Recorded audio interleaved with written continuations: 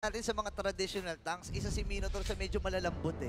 Para mga Atlas na malalambot din, di ba? So, ngayon, tingnan natin kung paano ang pagbawi ng Minana Evos o itutuloy na nga ba ng AP Bren para ma-secure ang kanilang playoff slot. Game number 2 para sa AP Bren at Minana. Hindi ba payag ang Minana dito na basta-basta sila si sweep? I really like the Matilda ban decision from Minana. Nasira talaga yung laro nila nun eh.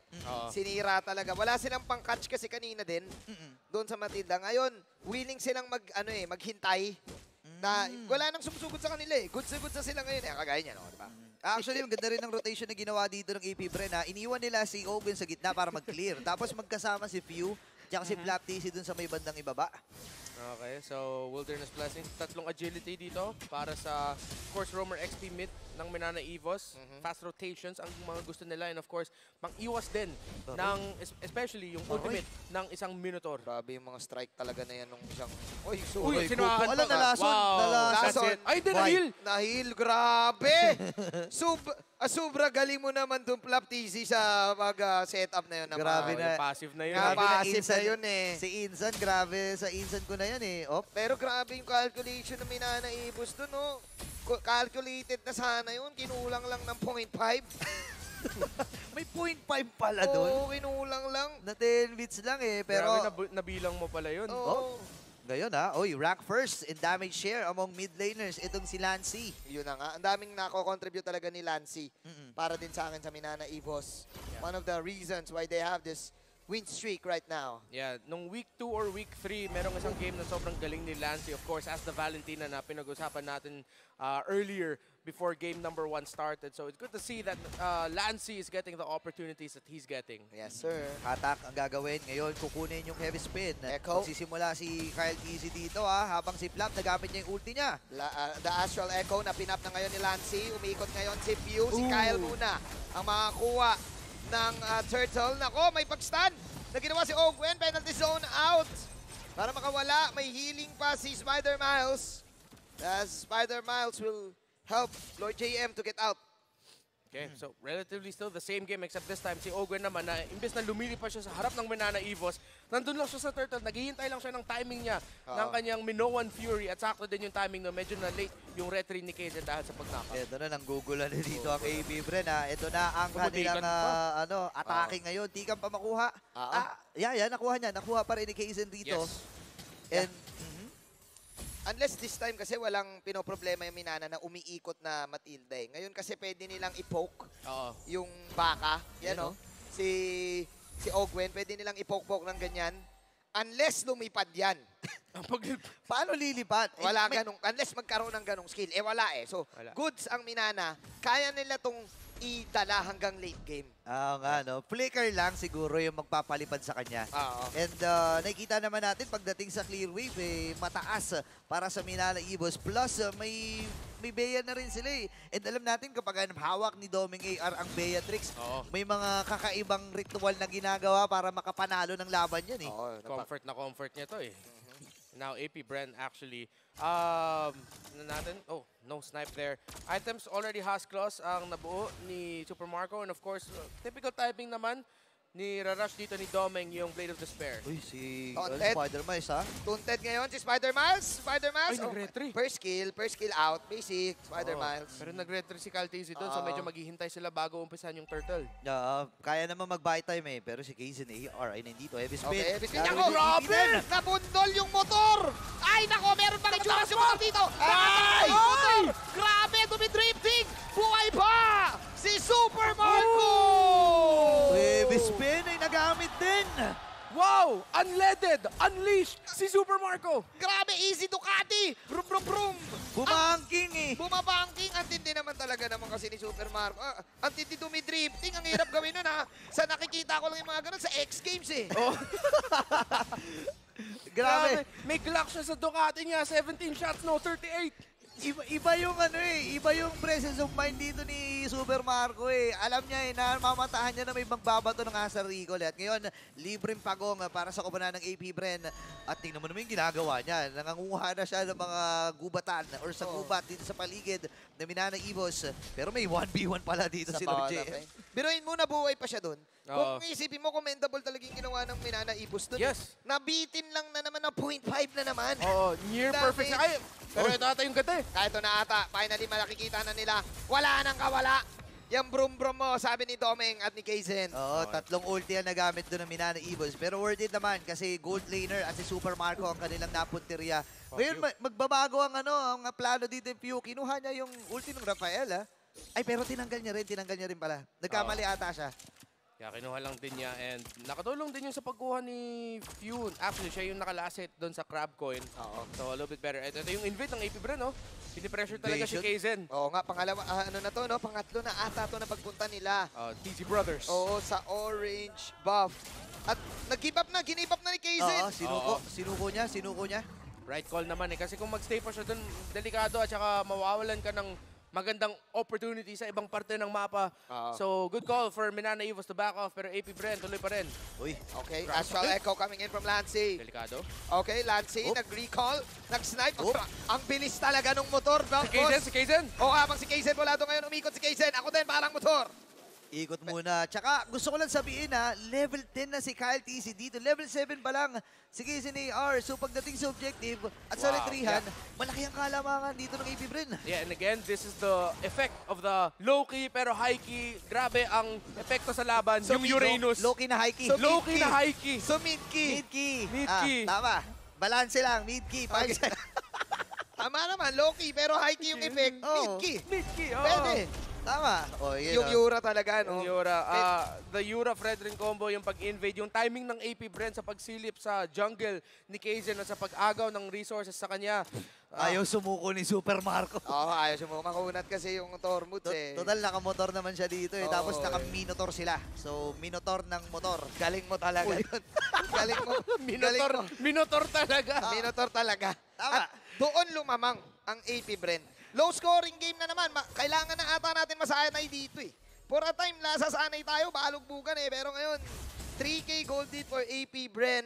Again, the problem is the low-key, high-key Uranus. Kailangan ma-shred ni Doming yan, boss. Oo. So, hinihintay na naman dito yung Minana Evos yung timing na maglalaban sila bilang 5. Berserker's Fury na ang nabuild dito ng Irithel up to Guardian Helmet, yung Fredrin on to Kyle TZ. Binubuo pa ni Kaizen ang unang item niya. Kita naman sa difference in levels, pero yun nga, nabuo na niya yung Radiant Armor. So, makakatulong na unti, pero lamang pa rin dito ang AP Bren. Minana Evos, kailangan nila mag-pal Doming mode na ipa-split push nyo si Doming at maghanap ng resources sa ibang parte ng mapa. Heavy spin, nagamit na dito ni Kaizen. At ngayon, si Doming sa may bandang itaas, may pinaplano. Nakakuha. Ay, hindi. Hindi Napigilan. napigilan ng isang Yura. Yung pagbasag sana ng tower. Actually, nabasag pero that was, mas gusto niya sana nandun siya. Nagaw ulit! At naagaw no. pa ni Kyle TZ. Oh no. And this is now AP Bren owning the mid-game. Ngayon, ang buong kupunan ng Hive naghahanap muli ng panibagong oportunidad at si Spider-Miles ata ang kanilang pupuntiryahin. Medyo makunat lang yan. Flicker out by Spider Miles. Eto na yung make or break item. Ang yung Flash. Malefic Ano Roar. yun? malipik machine gun Kelly ni Doming. Yan ang magpapalambot dyan sa Uranus at sa sa Minuto. Tsaka nirush talaga yun ni Doming kasi alam nila na sa lamang ng AP Uy, Bren. Ay, savage sandali, play. masasabi sila dito. Savage play. Ay! The knockups! Happy New Year! Nagkatalunan! Sabi dito ni Master Owen, Happy New Year Si lang Miles! advance. Nandun pa rin si Miles. Wala na naman nangyari. Oh, Naiwan si no! Miles. Lipad Miles. Kaso wala kang pantagos sa wall. Oh! Sayang, umi-X Games pa si Spider-Miles. Grabe. Oh, crossover. Crossover pero hinabol siya ng dalawang Brusco boys. Kung meron lang dash yun, nakawala sana yun. Kaso, Rafaela lang siya. Oo. Walang dash. Tinry na lang yung nagtago dun sa may damuhan. Pero ngayon, may susuko na ng Minana Evos. Kulang sila ng isa. Kyle TZ secures that Lord. Level 1 pa lang naman. Kung titignan natin, kaya pa namang i-clear eh. Yep. Still clearable, still defendable. Pero kailangan lang mag-ingat dito ng Minana Evos kung ma-pick off pa sila. Baka yung clearable at defendable, magiging mawawalan sila ng inhibitor turret. Kailangan ng i-channel dito na Minana Evos yung 5-on-5 prowess. Ang hirap. Binubrusco lang sila dito ni Flap TZ at ni Kyle TZ. The TZ Bros. Sila naman yung paldo. The TZ Bros ay nagpapamalas na kanina pa sila pang-4 na beses na nilang nanggugulo dun sa orange buff ni Kaizen At talagang successful yung mga paggalaw nila dito habang sa may bandang ibaba. Penalty zone for Lord JM just to defend this. Medyo makuna. Malalim pero nawawala ng onte yung kunat ni Flap. Sinasabayan ng AP Bren yung Lord sa top lane. They're now going towards the mid lane. Kailangan ng isang matinding heavy spin combo. Yun ang china-channel ng Minana Evos. That one combo to rule them all. Kailangan kasi din may hahabol no? Kaya nga nandun si Lord JM.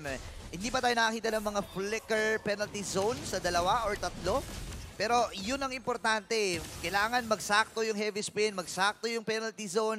At si Doming AR, okay na naman yung damage niya with the Malefic Roar and BOD.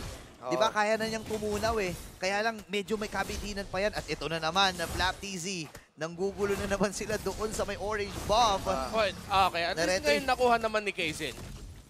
Kaizen man nakasecure. Siguro ito yung unang buff na secure niya in 3 minutes? Sa orange. 4 minutes? Ito ba yung unang orange? Siguro Pangalawang orange niya siguro. Pangalawang orange niya. Pero yung purple kasi nakukuha niya Parang yun yung priority niya At nakatambay na dito si Kyle. Wala siyang retry Masaya na siya sa purple, no? Minsan kinikip up niya yung orange Ito na Brusco. The trio Brusco. Ang Brusco trio ng AP Bren. Si Flap, si Kyle, tsaka si Owen. Ang Gym Bros. The Gym Bros. The Flex. Pinapakita niya. Yung kasi banding nila Gym talaga di ba? Balita ko nga, nagtitikiman pa sila ng mga protein na nila mga protein shakes nila Ang Gym Boys. The Gym Boys. Parang iba yun, Gym Bros Sige na nga, Gym Bros na lang. Kung Gym Boy, parang tinatawag natin si Gym Boy. Si Gym Boy. Tama. Pero again, kung babalikan natin, ito muli ang nagiging tagpo. Low scoring game para sa Minana at AP Bren. Pero base doon sa game number 1 at game number 2, mas nagiging dominante ang AP Bren with 6.8k gold lead. At ang taas na ng win probability nila. Tinitipihan na nila yung sarili nila. Sa damo. Sa damo. Ganun Wala na nakakakitang kalaban. Ay! Nahuli ni Marco! Off-cam kill, guys! Sa sobrang grabe yung kill na yun Hindi na pinakita sa camera. Iba yung ginagawa dito ng AP Bren. Minamadali na nila kasi sabi nila, okay, slow pace tayo sa buong 12 minutes Habang pagpapasok ng 13 minutes, bilisan naman natin at pinilisan nila ang pagkuha ng Lord. This is a Luminous 1. So, kailangang pumortekta dito ng Minana at AP Bren. Ready na sila sa pag-flow at yung mga items natin dito, ano namang meron? Okay, 3 dito para kay Domeng up to a Hunter Strike. So, doon na nga yung damage dito for the Matrix. Pero naka-GDS at saka Malefic Roar na rin.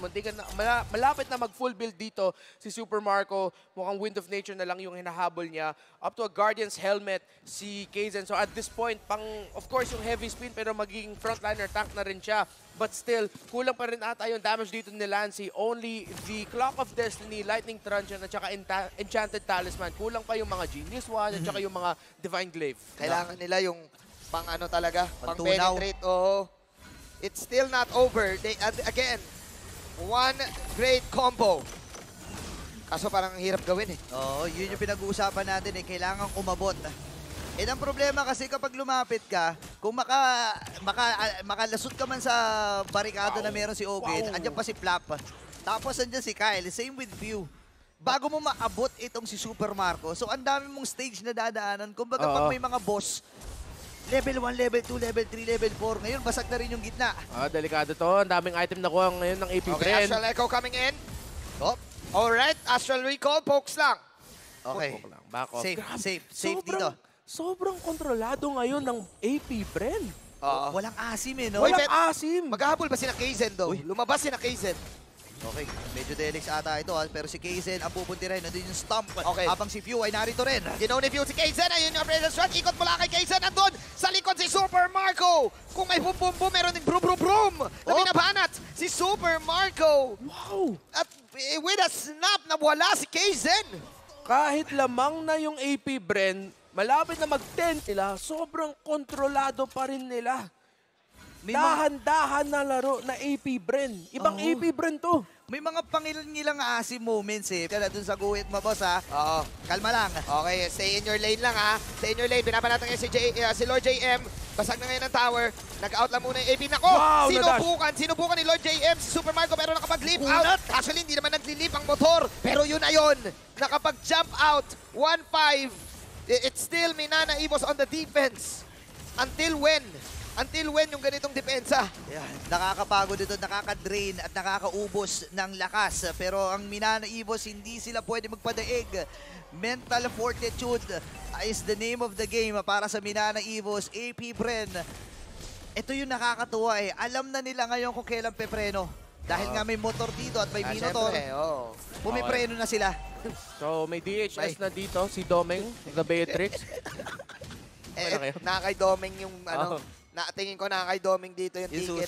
Pero yung masakit din kasi yung Brusco boys ng AP Bren dito, meron silang dalawang blade armor eh. So kahit maka-free hit si Domeng, nakaka-receive din siya ng damage at madalas nasa harap lang si Flap, nasa harap lang si Kyle. Tingnan mo si Flap TZ dito at saka si Ogwen. Binabantayan nila yung maliliit na eskinita na pwedeng pagdaanan dito ng Minana Evos habang si Pew clear lang sa mid para mag-react. Grabe si Flap, parang traffic enforcer si Flap.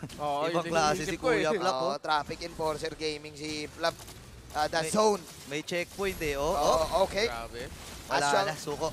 Astral Latag, walang gagawin. Free Lord for AP Bren. Wow. Sobrang systematic ng AP Bren ngayon. Lahat ng kailangan nila gawin from positions 1 to 5 bilang isang team. Kung saan ka pupwesto, yung timing ng skill mo. Minana Evos, hindi sila makahanap ng butas sa depensa o sa formation ng AP Bren. Nakikita nyo naman na lahat ng gusto gawin dito ng Minana Evos na siya shutdown ng AP Bren kagad. May mga attempt eh. Andun yung mga heavy spin, andun yung penalty zone, pero narito na ang high. Okay, Astral Echo coming in once again. 1,000 pounder. Super Marco just going in for the tower. The Lord is out. 5-1 pa rin. Respect from the side of AP Bren is the name of the game. Kalmado na eh, no? Ito yung mga hype na kalmado, anti-asim. Kung may mga anti-silos, ito anti-asim. Ang ginagawa ng AP Bren. Walang setup dito. Walang setup. Sa laruan ni Ogwen. Ay, si Pew! Spider-Man. Medyo makunat Spider-Man doon. Nag-aikutan na naman, umikot. Si Kyle ay umaharap. Taunt coming in. Okay, gumanormal na lang si Kaizen. Okay, goods pa siya. Yung umiikot pala ay si Flap. Okay. Yung Ionic Edges ng palayon. Buhay pa rin. Nice defense though para sa Minana Evos. Napakaganda ng pag-priority nila doon sa mga malalaking catapult. Inuna nila yung malalaking catapult eh. Kasi may second wave pa kasi yung Lord after mamatay. May second wave pa na papunta na makakapal eh. Alam mo, inisip ko na kakaldad na dun si Ogwen eh. Kasi ang ganda ng setup, andun yung opportunity. Pero kumpulan inisip ata ng AP Bren. Sobrang kumpulan yung Minana Evos. Meron pa siyang Flicker, meron pa siyang Minoan Fury. So akala ko magsiset-up na talaga siya. Pero yung key thing there is, wala pang ultimate no si Super Marco. So again, parang nag-uusap talaga lahat ng AP Bren. Wala pa akong ulti, wag mo yan iset. Parang mga ganun. May nasisense akong comeback nation eh. Yun nga lang. Sakit na niya, no? Sakit na nila. Tingnan mo, halos 40% na lang inabuhay. Sobrang sakit na ni Lancy, nandun na si Domeng. At this point, it's getting to the point na masyadong too careful na ang AP Bren. They need to rest it. Tama si Renmar.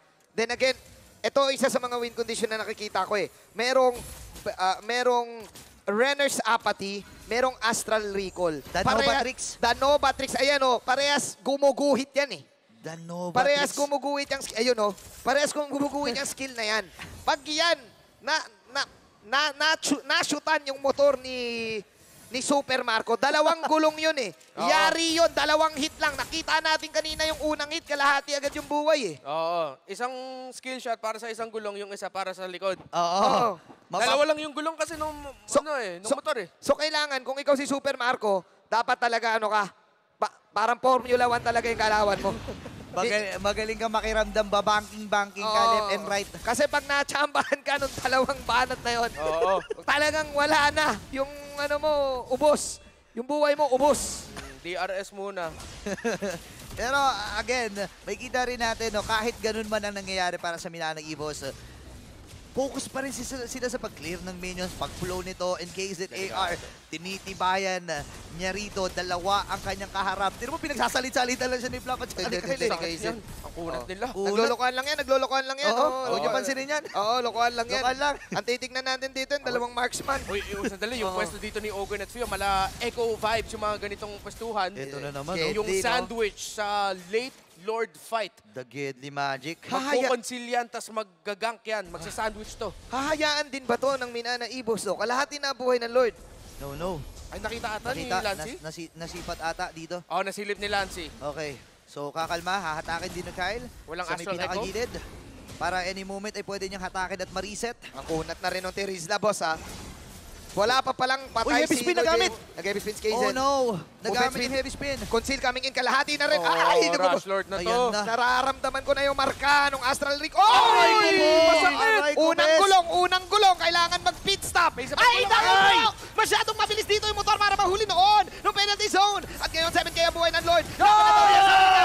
Astral Echo coming in sa masagaip na tana. At Yung pinabalatan minions. na rin si Kaizen. Killing spree para kay Super Marco. Minions! Habang si Domeng ang maiiwan na immortality. Ionic Edge Gaming lang. Lutang Gaming lang with Masakit! Uranus. Oh, At yung Minions no! wala na pakialam sa nararamdaman dito ng mga teams. 6-1 pa rin. Wala si Kaizen. Kend, Minana Evos defend. Yung Lord ay papunta sa gitna. Maging yung mga audience sumisigaw na ng end the ball kasi tapusin nyo na daw. 21 minutes. Kakayanin pa to ng Tatlong Minana waves. Evos. Ayan na. Yun yung mga jabomba. Nagkabombahan. Pulado si Lord JM. May Mawala minions. ba si Flap dito, may immortality. Pero yung Lord ay babanata na ngayon. Tower! Si Domi ngayon ay pulado. At Tower lang naman si tapos Marco! na.